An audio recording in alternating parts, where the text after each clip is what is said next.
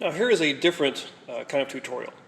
You know that I do digital art and visual effects tutorials and all that, but what do we have here? We have some traditional drawing tools. This is going to be a drawing tutorial. And why would I have that? Well, all good digital artists that I know can draw really well. And so in fact, this is the basis for all art. Doesn't matter if you're a digital artist, animator, you have to be able to draw well.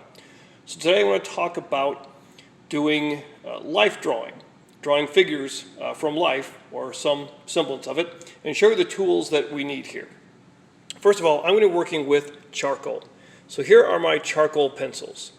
Notice how they've got big, thick leads here, and I like to carve them off so that I have a lot of lead, and I'm going to work with the side of the lead here. You also have vine or stick charcoal, which is big things like this that are good as well. These come in many types of varieties and sizes.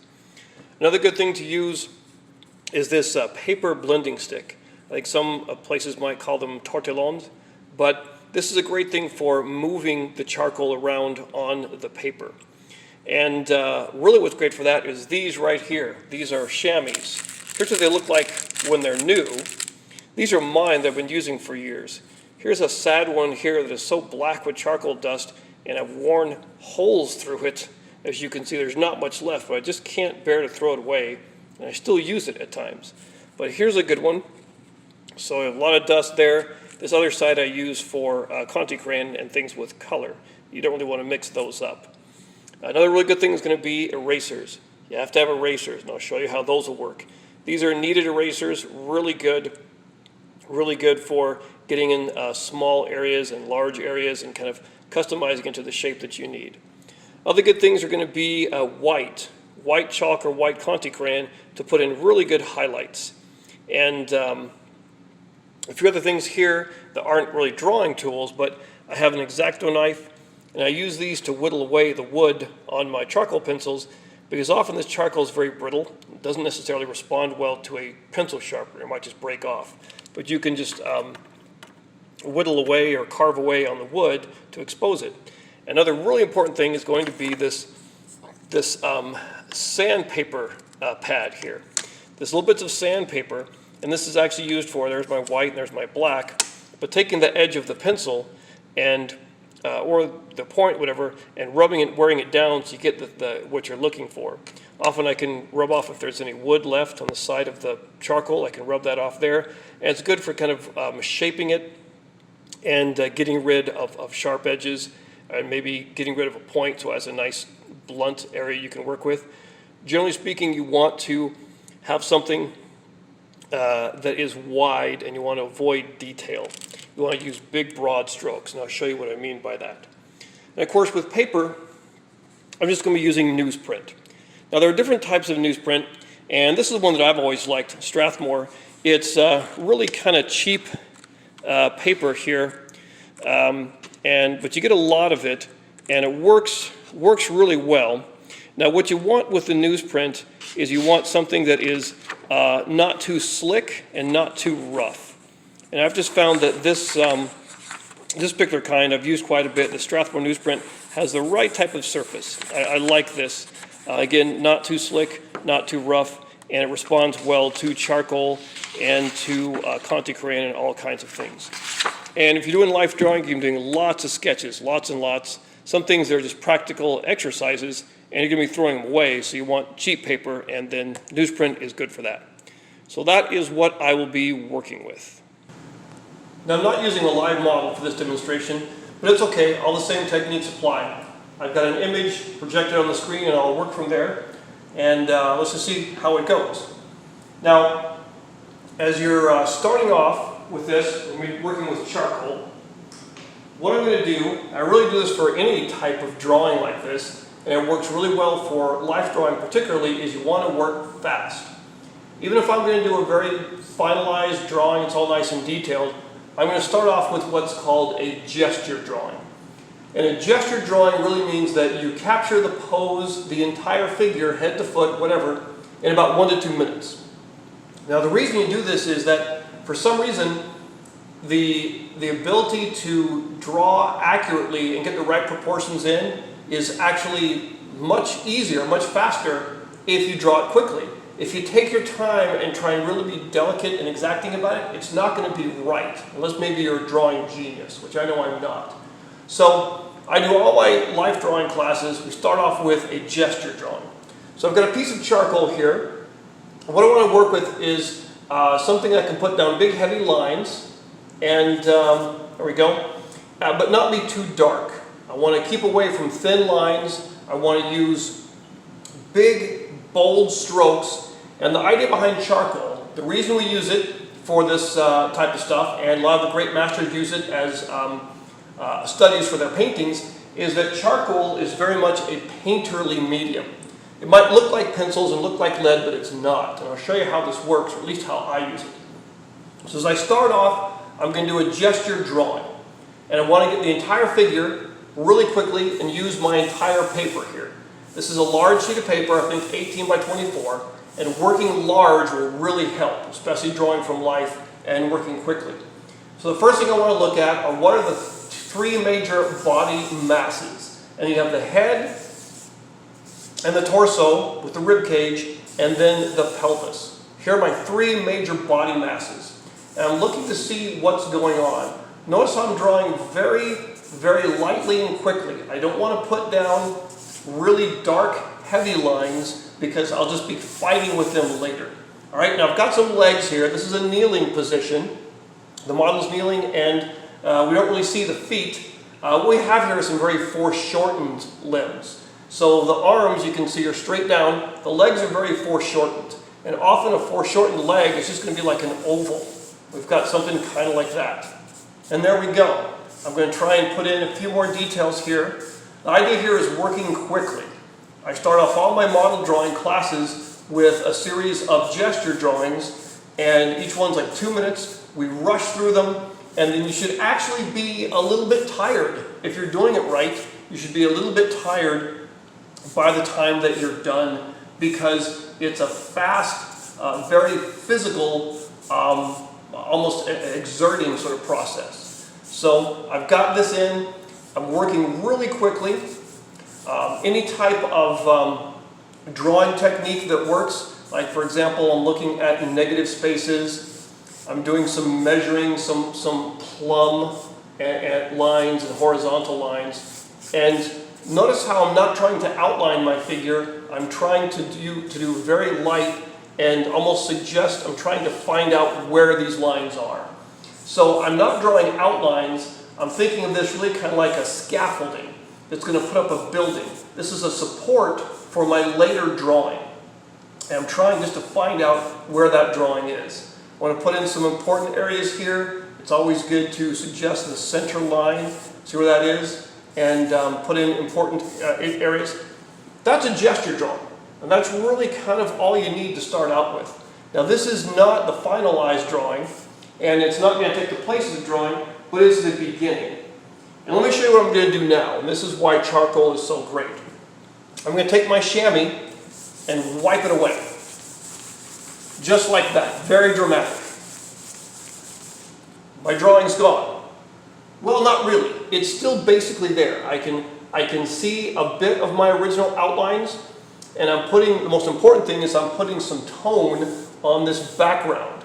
I'm taking the charcoal dust and moving it around with the chamois. Notice how it really wipes off nicely. It's a great eraser. And I'm putting it on my background a bit.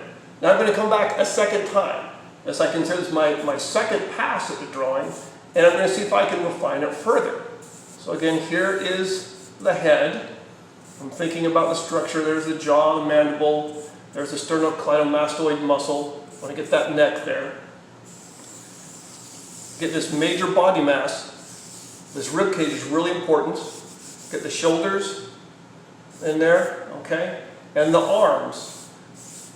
So look how lightly I'm drawing, and look how wide my lines are. I'm trying to depict these parts of the body with as few lines as possible, at least right now. That really is the idea.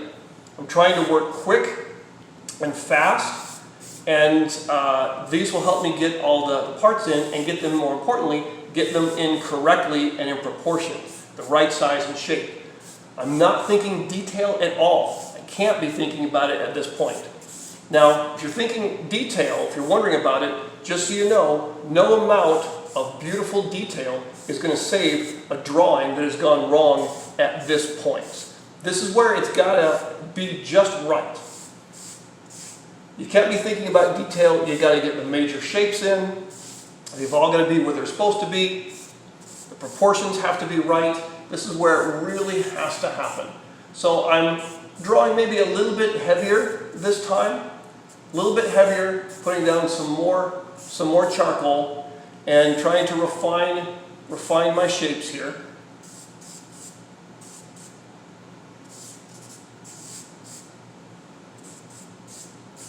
And get things happening.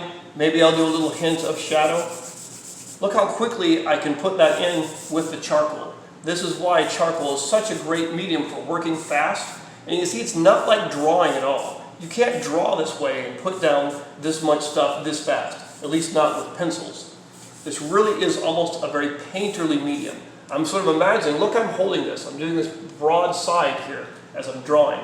I'm really kind of imagining that it really is more like a brush and I'm putting down big strokes. I'm certainly not drawing little lines and outlines and stuff at all. I'm trying to kind of find my shape that way. Okay, getting a little closer here. There we go. And guess what? I'm going to take my chamois, and once again, I'm going to wipe my entire drawing away. Okay? I know this seems drastic, but it really is, at least for me, it's a great way to work. I can still see my image in there, and now I'm getting a good bit of tone on the background. This now, looks like I got a little bit of color there too. Use the wrong side. So this now is my third pass at the drawing. But that's okay because I'm doing it really quickly, all right? Doing it really quickly, and the hope is that I'm getting a little bit more defined and more accurate each time. That really is the idea. More defined and more accurate this time. Now, as I'm using this charcoal, I'm kind of using it up here, but I'm kind of noticing how it works with the paper. It comes off very easily, very, very easily. And all charcoals are kind of a bit different. So this one wipes away very easily. That can be good and kind of bad, depending upon what I'm looking for. So it's wiping away very easily. Some charcoals go on much darker. Some don't wipe away as easily. But anyway, the whole point is this is a very flexible medium. I want to be able to move it around. I want to be able to shift it here, shift it there, wipe it away, erase it very easily. Notice how what I'm doing here is not really like drawing at all. It really is much more like painting. If I do a couple things here are the hands. And we talk about some things that a lot of students have problems with. The hands, all right? Hands, you really need to find some basic shape to. I'm not drawing fingernails. I'm not even drawing individual fingers. I just want to find that basic shape. And that's all I need at this point. The last thing I should be thinking about at this point is anything regarding detail. No detail at all. I'm trying to be a little more finalized with my lines here and my strokes. I'm trying to make things happen a bit more as they should in the final way. And I find that, at least for me, this process here of drawing it and then wiping it away and then drawing it really works well to kind of come to a really nice end result. Because what I want is, I definitely want this drawing to be accurate. I want the anatomy to be good. I want things to be in the proportion that they're supposed to be. And that can be challenging. No doubt about it. That can be challenging. But using this process, drawing lightly and drawing in such a way that you think this is not the final line, but that final line is there somewhere.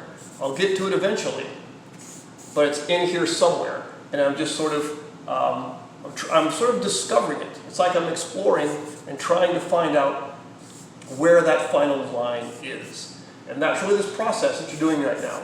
Nothing final, nothing definite. You should be working lightly and loosely with the idea that these lines that you're making might not stay there. They might not be permanent. So as you put them down, keep that in mind. I want to be able to move them as necessary. All right, so we're going along here. It's looking a little better. Notice how there is zero detail at all. There's just no detail. For the face, I wanted to find the center line. I see a bit of it that way. And I want to find the brow ridge. And there's this cross that happens right there. This model's looking up and off that way. And so that'll work for now. Okay, so I've done this is now my third sketch, my third pass. And I think that this might be, worth keeping. We'll move on from here. There's my initial sketch. Really starting off with the gesture drawing. I can't stress how important that is and how important it is to work loosely and lightly and avoid really any kind of detail. Any detail at this point is just going to be in the wrong place. Now I'm switching over to my charcoal pencil. I've got a 4B charcoal pencil. I found that doesn't often mean a whole lot. I just like to draw with them and see what they do, see how they work. But it's a fairly soft, dark one. And I'm coming in here and I'm putting in more finalized lines as I'm going through here. Now a few things I want to make sure I talk about, because I see a lot of mistakes being made as students are doing this. One thing that you should not be doing at this point is thinking about outlining. Like I'm gonna outline the figure, draw everything with outlines, and then later I'm gonna come back and fill it in. That's not how it works really. The way this process works, it's a painting process, not a drawing process. And so it really doesn't have discrete, separate, distinct steps. The whole drawing really should be something that just naturally evolves along. You can't say, okay, this part is done, my outline is done, now I'm moving to the next step and I'm going to do the fill. It doesn't work that way. So the lines I'm putting in now I'm thinking of them as being part of that final drawing. I'm not trying to distinguish between the stroke or the outline of the image and the fill. I'm doing it all at the same time. So what I mean here is it should just sort of naturally evolve, right? A natural evolution to where the initial gesture sketch evolves into a more finalized detail sketch that evolves naturally into working with fills and filling in the areas, and that just naturally evolves into highlight and shadow in more detail. So I'm not thinking of, okay, I'm done with this part, now I can think of something else. It's really all the same thing. It should really be thought of as being all the same process here. As I'm going along, notice I'm still working lightly. I haven't really put down anything as darkly as I can because I want to be able to move things around. I want to be able to change and adjust as I'm going. And I can take the chamois here and I can wipe and move lines along like that. Really works well. There's no definite harsh outline. These sort of outlines kind of become the fill, and they sort of just naturally sort of grow into that. So here my figures looking pretty good. Things are all okay. And now I can start to think about getting a little more particular. It's all sort of there. I'm trying to avoid thinking of harsh outlines, and I want to, at this point, kind of start filling things in. I'm double checking. I should be doing a lot of looking at my source material. A lot of looking. I see too many students just intent and they're doing their drawing and they stare and stare and stare for minutes and minutes, keep working at it, and they end up getting things wrong. So much of drawing is observation. You need to be looking at this figure, at least as much as you're drawing. And you need to be set up in such a way so that your drawing board surface is facing the same plane as your subject matter, so that you are just easily able to glance over or around your drawing board and see it. There shouldn't be something you have to turn or it's at a completely different angle. At this point, I'm going to start putting in some shadow. The best sources to use, whether it's photographic source or from life or whatever, are going to have some distinct light and shadow. That's what you want to look for. So I always light my models when we're doing stuff like this. I always try and find interesting ways that I can light them and get some definite highlight and shadow areas. Here's a different piece of charcoal, different than the one I started off with. Let's kind of see how this responds to the paper. It's a little darker and heavier. Notice how that one just goes on and it's just sort of automatically darker, blacker. That might even be a bit of Conti crayon or pastel or something, just by the way that it looks there. So I'm not sure if I want to use that one. But I'm kind of jumping around, using various materials, doing kind of what works here. And here's the important part as I'm doing this. You shouldn't spend any time, too much time on any one part of the drawing. You should kind of jump around. So I'm jumping around, I'm filling in these areas. Anytime I get too lost and kind of too stuck on one part, I need to try and tell myself, got to move around, got to do something a bit different, right? So I'm moving around and jumping around. The way it works is that the whole drawing should come together at about the same rates. If you find that you're spending too much time on one area and you're starting to put in little detail and work with little things like that, but other parts are undone, time to stop. You really do need to do that. That's another lesson I find a lot of my students have kind of a hard time with, is because they love drawing the detail. They love getting that in there. And I agree, detail's a lot of fun.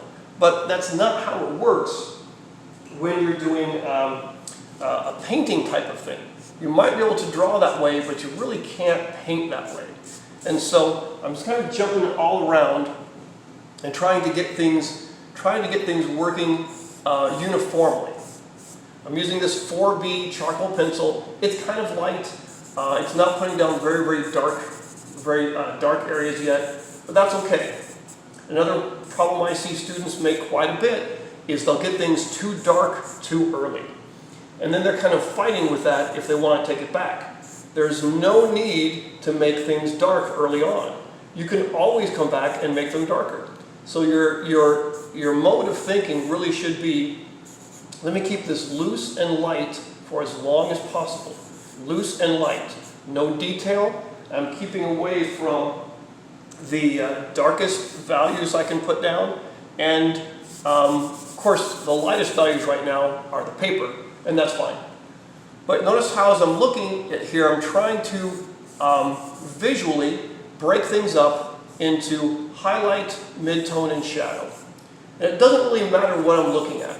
It can be the figure, it can be the actual skin, it could be hair, it could be clothing, it could be the background.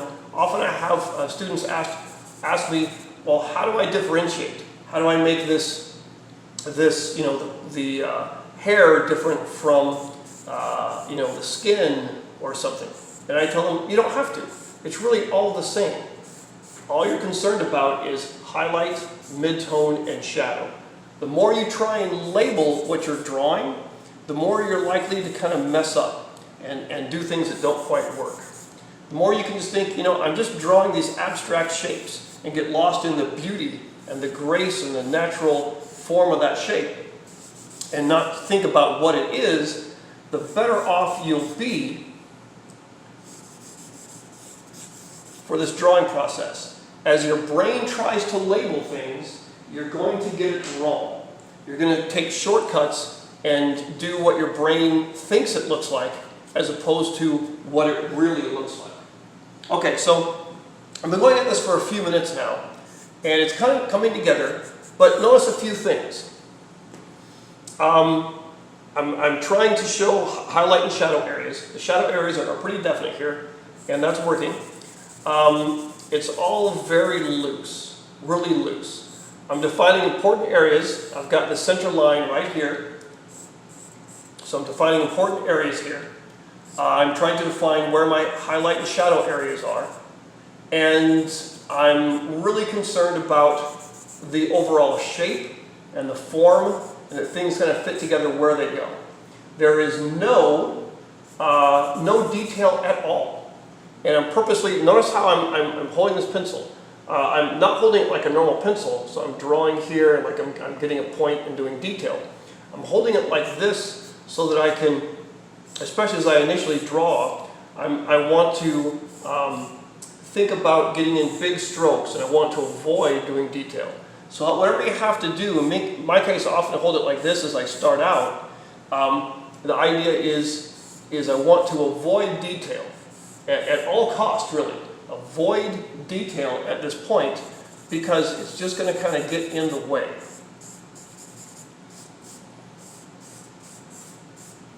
And this is pretty rough as I'm going along here. It's pretty rough, but it's what I want.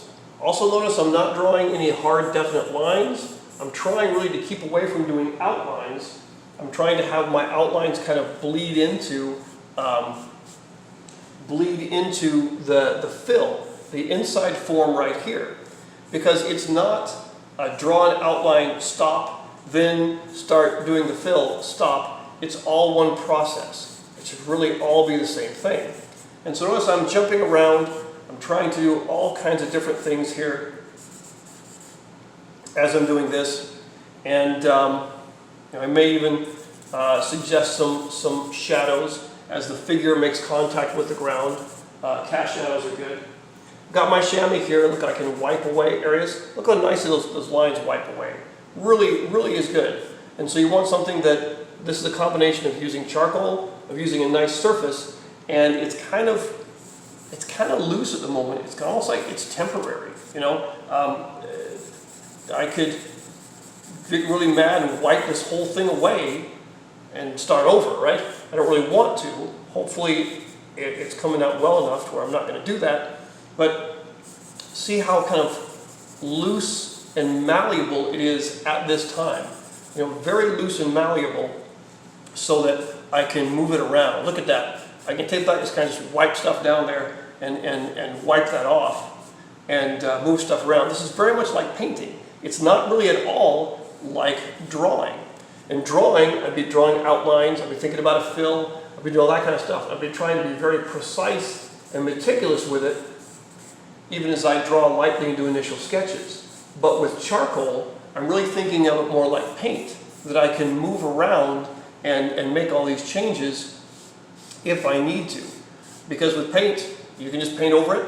If something's too dark, you can paint lighter on it. You can kind of build things up. A lot of paints are meant to be kind of built up. And so, anyway, I've got this going. I'm thinking that overall it's looking okay. And this is kind of like a rough, this would be an underpainting if I were doing a painting. I guess we can call this an underdrawing. And I'm just trying to come here and each time I'm refining it a little bit more. You know, just a bit more and a bit more, I'm refining it so that it's almost like imagining it's sort of there, but you have to discover it. You've got to find it. Like almost like it's a statue hidden in a block of clay, and you're removing that clay bit by bit to find out the statue hidden in there. That's kind of how I'm viewing this. It's an exploration process. It's a discovery. As I'm trying to discover where the figure is. Okay, so far this is pretty good, and I'll show some things that you can do. You notice how I've been using my fingers somewhat, and you can move and blend things around. You end up with some dirty fingers, that's fine. And here's the blending stick. Blending stick is really great for getting things nice and smooth. So, for example, as I look at this here, I can see these lines where I've really quickly suggested that value. I can take and use the blending stick, and I'm using it in the opposite direction of how I drew it to blend those together and make them look less scribbly, make them look a bit more solid. So for example, my scribble lines are this way, I'm going to go like perpendicular to that and try and blend them out there. I can take this edge here and try and blend it out and do something like that. Here's something I'd like to really talk about as we're looking at areas down here. We have here what's called a core shadow. And a core shadow is where this leg, being kind of a cylinder, wraps around. And so if you do drawing classes, they'll start you out and they'll draw things like cylinders and cubes and cones and all that. So a core shadow is an inner shadow, and it generally has a very, very soft edge. Right here, I've got a cast shadow.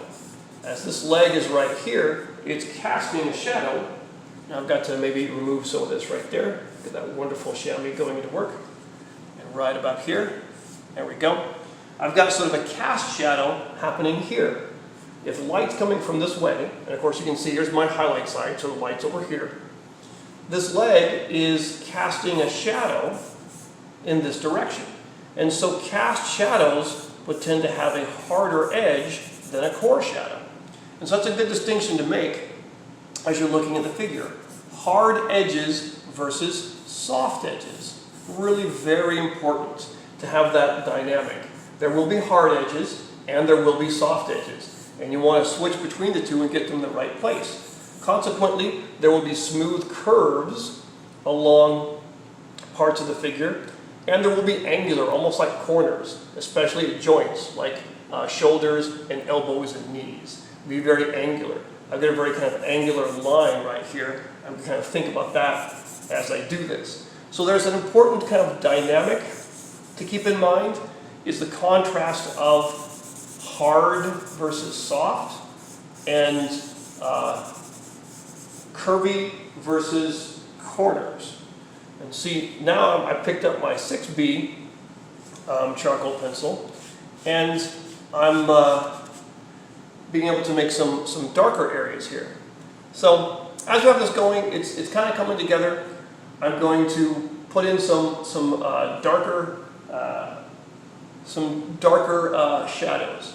And the thing again I'm going to say is, don't do that too soon. You can keep things light really all the way up to the end. And for the most part, what you want to do is you want to avoid working with your brightest brights and your darkest shadows for as long as you can. Because once you go full on black, that's it. You can't go any further. Or full on white, there's no way to go from there. But if you hold back from that for as long as possible, you leave yourself that option. So keep away from using those darkest values, because you use them too much, or the lightest values. If you use them too much, they lose their importance. They lose their significance. And so you want to reserve them for just those little places where they can have the most impact. So look at your drawing and think, where are my darkest values? Well, right here, or actually look at your source material, not necessarily your drawing. Right here in this deep crease between the thigh and the pelvis, in this cast shadow, as we're going along right here, these are the darkest values. In this foot underneath here, which is completely in shadow, and so pretty much completely black. It just kind of hides in that shadow down there. So these are the dark areas, and you want to give them that importance. You don't want to have that all over, or else those areas lose their importance. So as you're looking at the figure and thinking about it, for most situations, most of the figure is going to be in midtone. Some variation of light midtone to dark midtone. And then you're going to have these few very important areas that are smaller in number and in size are going to be the darkest shadow and then the brightest highlight. So most of the figure is somewhere in that mid-range. So keep that in mind as you're going. Now as I'm getting to this point, I can start to think about anatomy and structure. So here are a few things as I come up here to the arm. These arms are outstretched and very straight. One thing to notice when you're working with the arm is from the bicep, we're looking straight at this bicep right there. There's the bicep, and at the shoulder is the deltoid.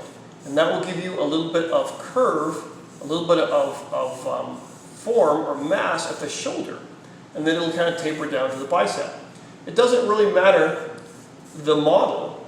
It doesn't have to be a big, buff weightlifter in order to see that and to put that in there. So here I'm thinking about the deltoid, tapering down to the bicep. Right here is a group of muscles that wraps around from the other side here of the arm. It's called the supinator group. It wraps around and it gives right here this bump right here at the top where it kind of comes out a little bit. That's a group of muscles right there. And then right here, we're going to have the actual elbow, which gives us a little bit of mass right there. Notice also as we come to the wrist, the forearm really tapers. And a lot of students don't make it taper enough. They kind of lose that and they put a lot of mass there. Look at that taper. That wrist is very, very thin, especially if you have a female model or a young model or somebody with delicate limbs. That's a very, very thin, delicate area. But anatomically speaking, what's happening is right there you've got the bones, the radius and the ulna of the arm, and tendons, and that's it. There's really no muscle right there. So the wider muscle right here, tapering down at tendons, that's why it tapers right there at the wrist. So be sure that you see that taper and you have it in there, especially on the female figure. Some of the main hallmarks of the female figure are going to be delicate, graceful, beautiful lines. We want to make sure we don't lose that. Okay, there's the hand there. I'm working fairly darkly because this really is in shadow, extremely in shadow here, and there's not going to be a whole lot of detail. All right, let's move along here as I'm moving up. I notice that right here, right around here near the armpit, there's a bit of a line. This is the pectoral muscle. This is the pectoral muscle and how it interconnects and connects the chest to the shoulder. So you'll have this line here. There's the pectoral muscle, and we're kind of working down. I think I might need to shave off a little bit of that. But again, working lightly and working with the charcoal, look how easily and quickly I can adjust my line there. Not a problem. If I've been doing big, big, heavy lines, it might be more difficult. You want to be able to, really up to the very end, adjust those lines. That's the whole point of working in this medium, if you do it the right way. Okay, so I'm kind of tapering that there. And then what happens, we see the same thing right here on this side. That's a little hint of the pectoral muscle as it goes into the arm. And then of course we have the breast. And the breast is not muscle, it's fatty tissue. And so there's this change. This little change in direction right here is really important. I've got that in there. This is where knowing a bit of anatomy can really, really help out. And so I'm going to come around here. Now, since I'm on here already, let's talk about breasts. Interesting topic. So, a lot of people get this wrong, and perhaps they haven't made the study of the female breast enough of a lifelong pursuit, at least not in the right way.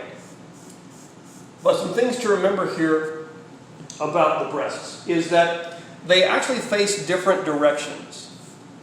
All right? So if you were to look at the figure from the top and down, cross-section, the breast or the nipples are not facing the same way. They're actually facing outwards at an angle. So what that means is if one breast is, or one nipple, let's say, is facing you, the other one is going to be turned away. And that's a really important distinction to make.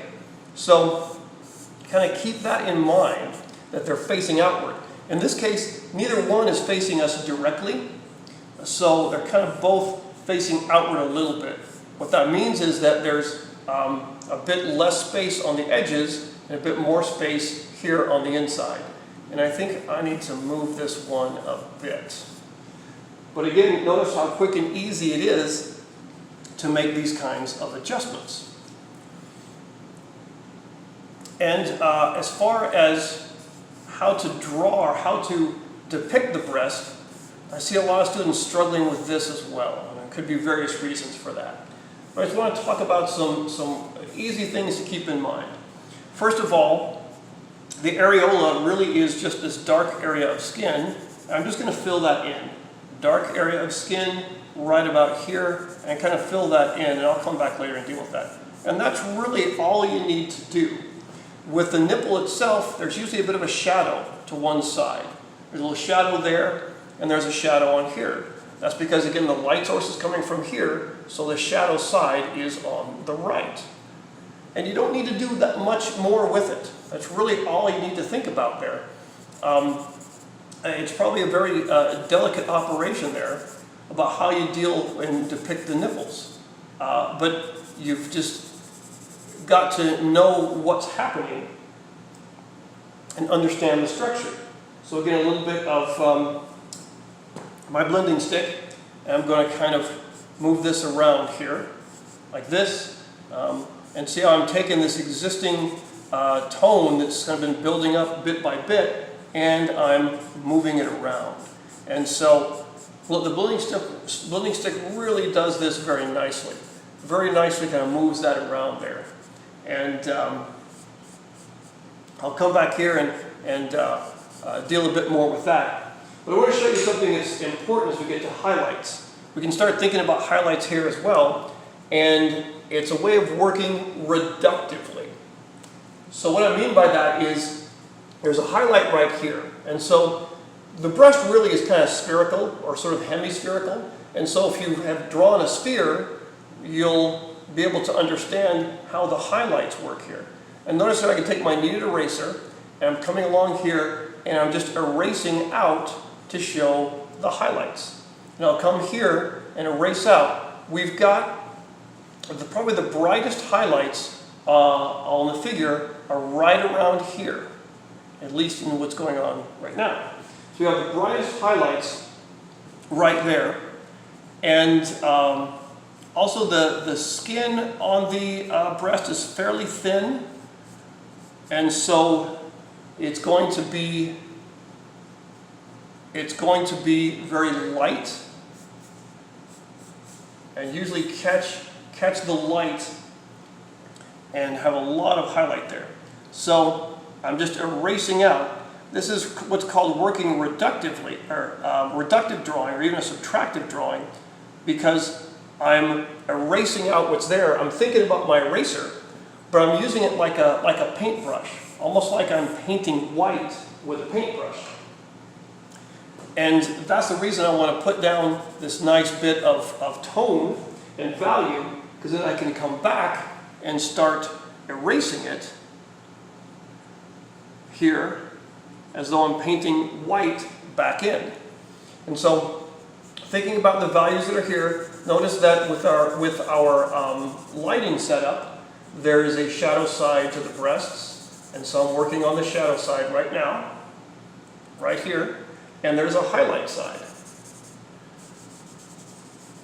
Highlight, shadow, highlight, shadow. And so you can see, of course, there's this indentation right at the sternum where the breasts are, and that gives us our darker area in there. You kind of want to think, what are the structures of the body doing? As they go up, they can receive more light, and they get lighter. As they go down, they're getting less light, and they're more in shadow. So that's kind of what's happening here, and that's what I'm thinking of as I'm working along these. Where is it going up and down? And you can show these contours of the body, this up and down, by highlight and dark. And of course, what really helps is if you have a good lighting setup to begin with here. Okay, so I'm working down here, and as I look here in this space, I can really think about maybe some negative space. If this is kind of hard to draw right here, what I can do is I can think, what is the space in between the body and the arm, and concentrate and draw that. And that often can be this hole right here. That often can be much easier than trying to draw the positive space or the actual item itself. So again, working along here, I'm going to just add some tone here in the background there, behind that. There we go. Trying to keep my shadows consistent. A really important thing is going to be consistent shadows. With almost all lighting situations, you're going to have a highlight side and a shadow side, and you want to keep that consistent. You can even exaggerate it a little bit, but it's got to be consistent. So as you see, as I'm working on this figure right here, everything on the right side is in shadow. Everything on the left side is going to be in highlight. Except, of course, on this arm right here, it's sort of in shadow, all of it, and that's because the body, the torso here, is casting a shadow and keeping all light from it. So we're kind of keeping that in mind as I go along here. Okay, at this point, the figure is coming along nicely, and I'm trying to move around. I'm trying to not spend too much time in one area. And if I do that, trying to catch myself and say, nope, gotta jump around and do something else. And so that's the important thing, is just to kind of jump around so that no one part gets too complete before something else. And so as I'm doing all this stuff here, I'm starting to see I haven't really spent much time on the face. And I think that might be where I need to go next, so that that doesn't get neglected.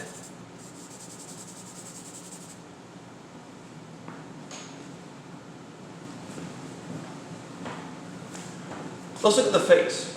Now, after, or maybe even before hands and feet, most people are going to say that working on the face, doing faces, is really one of the hardest things. And of course, that's probably right. This is where it's all happening, right? Where the person's true personality is. But there are some simple things we can do to work on the face and make it happen. And the first thing we need to do, honestly, in an odd sort of way, is not think of it as a face. If you think of it as a face, if you try to label it in your mind, then your brain starts to go, oh, I know what a face is. A face has two eyes, a nose, and a mouth, boom, boom, boom, and there you go. And that's not really going to work.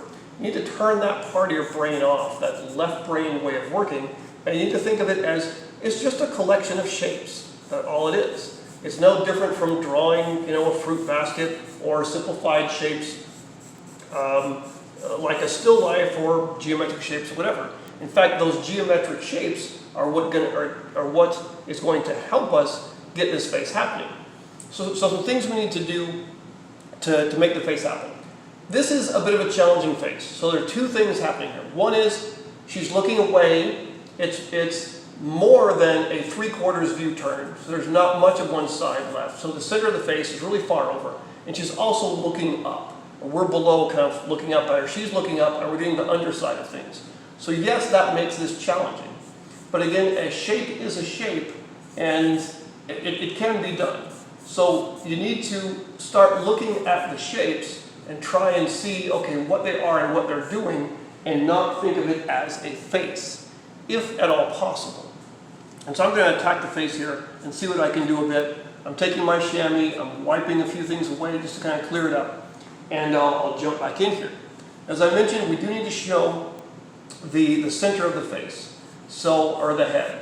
And so I'm doing the center line here, and then where the eyes cross, that crosshair right there is so important. Anytime you do any type of figure, even just a quick gesture